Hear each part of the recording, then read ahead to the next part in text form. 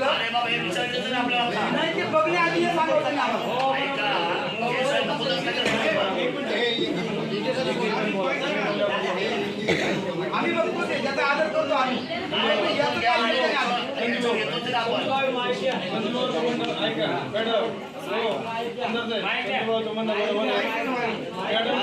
येतो सगळ्यांना आता माहित देण्यामध्ये वेळ लागला. आवाज येतोय ना. संजीव तुम्हाला बरोबर आहे. मॅडमनी याच्याविषयी 2 शब्द सांगा सुरुवातीला. मग इथं आम्ही आणलो नाही. ऐका, मॅडमला काय माहित नाही. मॅडमला काय माहित नाही. मला काय माहित नाही. आमचं म्हणणं काय दादा, आम्ही ऐकून घ्या. आम्ही ते समजून पण घेतो. पण सुरुवात मात्र अशी उलटी करून नका.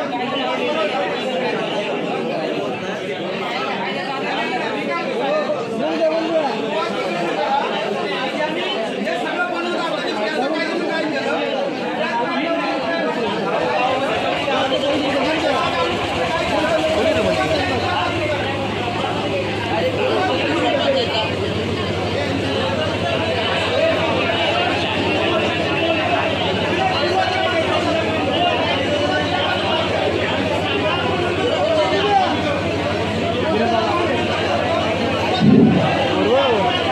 एक मिनिट जरा. एक मिनिट संजय पहिल्या पुढे हे ऐका रे बाबा. एक मिनिट. एक मिनिट. हे आई जरा राजा. आई जरा. एक मिनिट जरा. ऐका ना. अरे ऐक मी काय बोलतो रे. हे बाबा खाली बोल. अरे बाबा रे राजा, मी माझ्या भाषणात काय बोलले माझा प्रार्थना मध्ये पैसा. ऐका, अरे मी रापडचा केला पाहिला शासनाला की पैसाला बाबचा ड्रोन पैसाला बाबचा ड्रोन हा प्रोजेक्ट होणार नाही. मी सांगितलं ना. एक ऐका, पेसाला बाजूला ऐका हो. पेसाला बाजूला घेऊन आपल्या कामच नाही करायचं. आता पुढचा झालेला आहे. मी सांगितलं ना आता.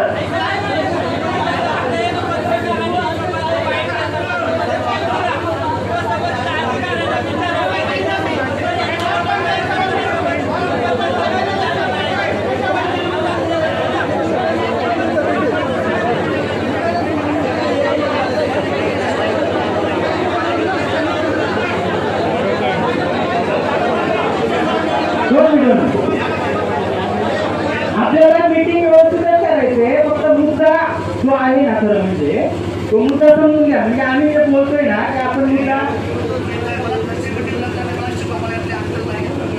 नाही कोणी गोंधळ करू नका. आपल्याला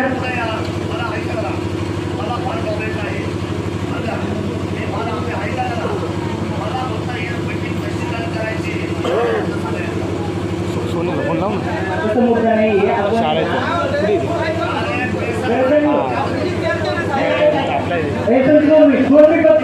जो काही मुद्दे ना आपण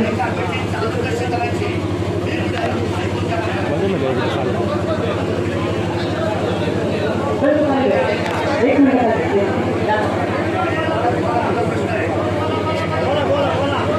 मुद्दा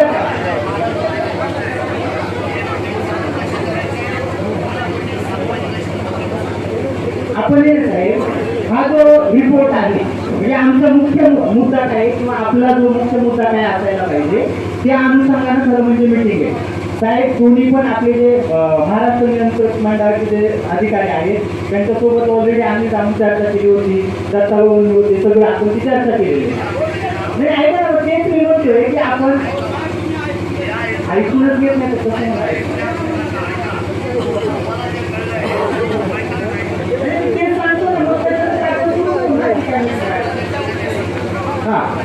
मुख्य मुद्दा काय आपला की हा जो प्रकल्प आहे बरोबर. तर तो जो काय प्रकल्प आहे ना आता आपण डायरेक्ट जर प्रेझेंटेशन चालू केलं तर त्या प्रकल्पामध्ये काय आहे काय नाही हे सगळं आपल्याला ते सांगणार बरोबर ना. आणि मग आपण त्या काय त्याच्यामध्ये आहे काय नाही त्याच्यावर आपण चर्चा करणार. मुख्य मुद्दा काय आपला आणि ते सातत्याने कदाचित तुम्ही व्हिडिओ पण बरेच जणांनी पाहिला असतील. मी जे सातत्याने बोललोय साहेबांसोबत पण बोललो होतो त्या दिवशी. कलेक्टर साहेबांसोबत पण मॅडम कलेक्टर साहेबांसोबत जी चर्चा झाली त्या मीटिंग मध्ये त्या दिवशी नव्हते तुम्ही, घरी अडचण असल्यामुळे तुम्ही आले नव्हते त्या मीटिंगला. आम्ही चर्चा केली कलेक्टर साहेबांसोबत, तर ते मुद्दे जास्त महत्वाचे भाऊ देखील त्या दिवशी होते. मुख्य मुद्दा काय आहे की हा जो प्रोजेक्टचा रिपोर्ट जो बनवलेला आहे ना, तो रिपोर्ट बनवायच्या आधी, त्या रिपोर्ट बनवायच्या आधी खरं म्हणजे जे आपल्या ग्रामसभा आहेत ना, त्या ग्रामसभांमध्ये चर्चा करणं गरजेचं आहे. ते चर्चा करणं आणि जे काही आता हे रिप्रेझेंटेशन आहे इथं, हे इथं प्रेझेंटेशन होणार, ते आमच्या ग्रामसभेमध्ये प्रेझेंटेशन व्हायला गरजेचं होतं. हे झालेलं नाहीये, हे लक्षात घ्या.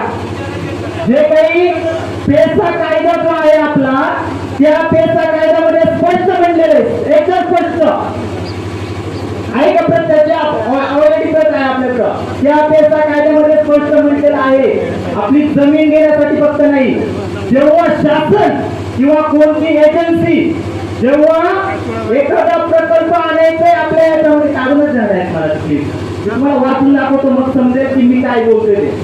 जेव्हा एखादा प्रकल्प आपल्या भागामध्ये, जो काही भाग आपला पेसा क्षेत्राचा भाग आहे, 26 नंबर मी तुम्हाला वाचून दाखवतो. त्या दिवशी कलेक्टर साहेबांसोबत पण आम्ही चर्चा केलेली आहे. म्हणजे काय आहे की आपल्या अधिकाऱ्यांना सुद्धा खरं म्हणजे हे माहित आहे की माहित नसलं तर कोण आणलं जाते ते माहित नाही. खरं म्हणजे पेसा कायद्याचा हा रिपोर्ट आहे, त्याच्यामध्ये 26 नंबरचा मुद्दा आहे, भूमी संपादनापूर्वी विचार विनिमय या टायटल खाली आहे. शासन त्यावेळी अंमलात असलेल्या कोणत्याही कायद्याच्या तरतुदीमुळे अनुसूचित क्षेत्रामध्ये भूमी संपादनाचा विचार करीत असेल तर, हे लक्षात घ्या, जमीन आपली घेण्यासाठी नाही. जेव्हा शासनाने काय त्याचा रिपोर्ट म्हणजे विचार केलेला आहे, तो विचार जेव्हा करत असेल तेव्हा शासन किंवा संबंधित भूमी प्राधिकारी प्रस्तावासोबत पुढील लेखी माहिती ग्रामसभेकडे सादर करील.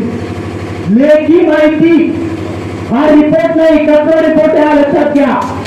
लेखी माहिती त्याच्यामध्ये काय म्हणजे नैसर्गिक साधन संपत्ती व त्याच्या लगत राहणारी जनता, म्हणजे ती जनता कोण, आपण आहे ती जनता, यांच्यावर प्रकल्पाच्या होणाऱ्या संभाव्य परिणामांसह प्रस्तावित प्रकल्पाचा संपूर्ण आराखडा, हा संपूर्ण आराखडा वायकर आपल्या ग्रामसभांमध्ये मांडणं गरजेचं होतं.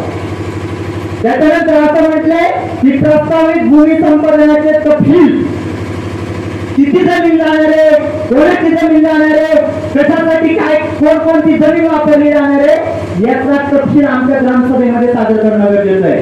त्याच्यानंतर गावामध्ये स्थायिक होण्याची शक्यता असलेले नवीन लोक, म्हणजे जे येतील ना प्रोजेक्ट राहिल्यानंतर जे लोक येतील ते लोक आणि ते क्षेत्र व समाज यांवरील संभाव्य परिणाम आणि गावातील लोकांचा प्रस्तावित सहभाग, त्यांच्या नुकसान भरपाईची रक्कम, नोकरीच्या संधी, आमच्या कोणत्या पोराला तुम्ही नोकरी देणार, त्या नोकरीचं स्वरूप काय असणार आहे, मग आमच्या ऑफिसमध्ये याचा काय परिणाम होणार आहे ते देखील तुम्हाला सांगणं गरजेचं आहे. आमच्या गार्डनमध्ये काय परिणाम होणार आहे, आमच्या मुद्दांमध्ये काय परिणाम होणार आहे, हे आमच्या त्या ग्रामसभेमध्ये सांगणं गरजेचं आहे. हा रिपोर्ट येण्याच्या आधी संपूर्ण माहिती मिळाल्यानंतर संबंधित ग्रामसभा या संबंधित प्राधिकरणाच्या किंवा शासनाच्या प्रतिनिधींना बोलवण्यास सक्षम असतील.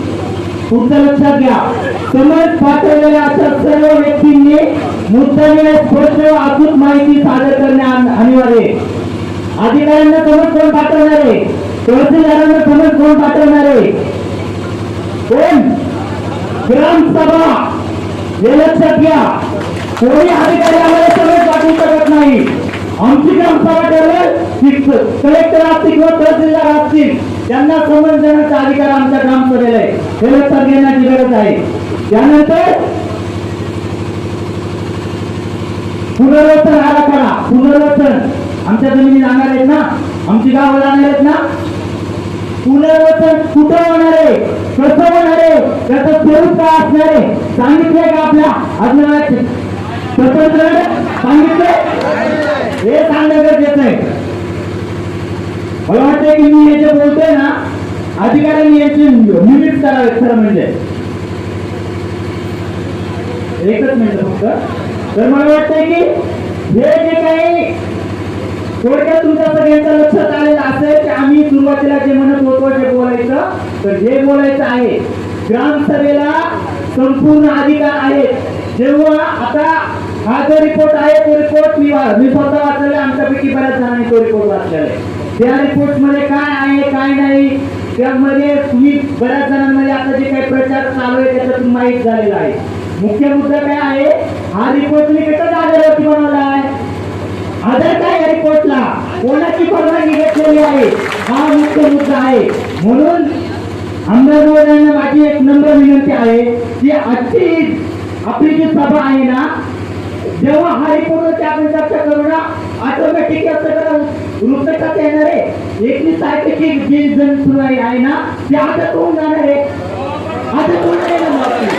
21 तारखेला जनसुनवाई ज्याचं लांडेचं कारणच राहणार नाहीये. म्हणून मला वाटतंय दत्ता भाऊ की आपण आजच्या मिटिंगचं स्वरूप हे असेल की आज आमच्या ग्रामसभेची परवानगी न घेता हा रिपोर्ट बनवलेला आहे. म्हणून कलेक्टर साहेबांनी आणि कलेक्टर साहेबांचे जे काही प्रतिनिधी आलेले आहेत त्या सर्व महोदयांना माझी विनंती आहे की आपण हा जो काही अहवाल आहे, ही जी काही जनसुनावणी असेल किंवा हा जो अहवाल असेल त्याच्यावरती चर्चा कधी होईल, जेव्हा ही सगळी प्रक्रिया घडेल. म्हणून ही प्रक्रिया घडलेली नाहीये. ही जर बेकायदेशीरित्या प्रक्रिया घडलेली असेल, पेसा कायद्याचं उल्लंघन करणारी जर प्रक्रिया घडलेली असेल तर 21 तारखेची जी काही सुनवाई आहे ती ऑटोमॅटिक ही बेकायदेशीर करते. ती जनसुनवाई होता कामा नये याच्यासाठी आजची बैठक आहे आणि मला वाटतं या सगळ्या मुद्द्यांवरती आज चर्चा व्हावी. थँक्यू.